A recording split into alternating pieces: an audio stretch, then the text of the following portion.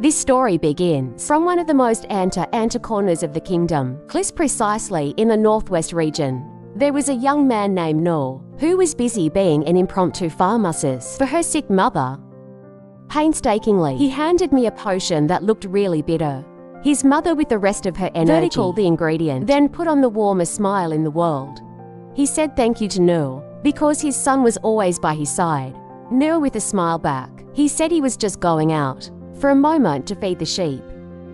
But he hasn't moved yet. His mother immediately cut him off with a super look, seriously asked for a sacred promise. Never once. Passing the protective fence that protects their house. Noor also nodded steadily. Swear I will obey that request. He even promised, I'll bring some berry and rabbit meat for soup. Warm later. But the drama wasn't done. When Noor wanted to pull out, his mother suddenly had a really bad cough to make Noor panic to death.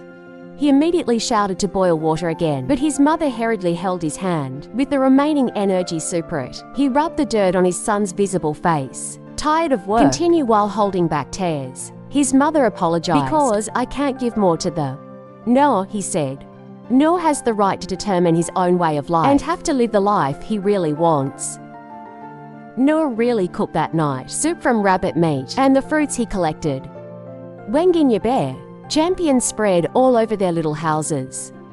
Once the soup is done, he brought a bowl to her mother's room. She called her mother softly, trying to wake up, but there's no answer. She shakes her shoulders a little, but her mother's body remained cold still. And that's where a loud slap from reality landed heavily on his face. Which it turned out to be. His mother is gone.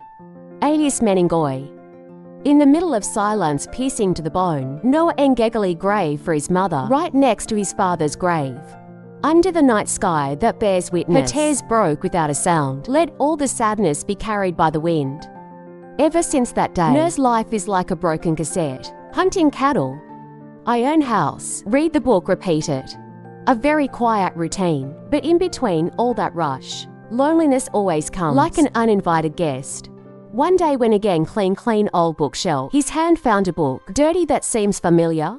When he opened his fragile inner page, all his childhood memories immediately spilled out. It's the same book, a fairy tale book that is always read. His father used to. Gokul stories about brave adventurers, immediately imagined again. Fairy tales about how they cut down the curse in the forest. Haunted, learn magic until become a magician. Shakti Mandraguna. Work together for Endred, monster as big as Gaban. Even got the healing potion of everything from the king of the spirit. Wanna be as messy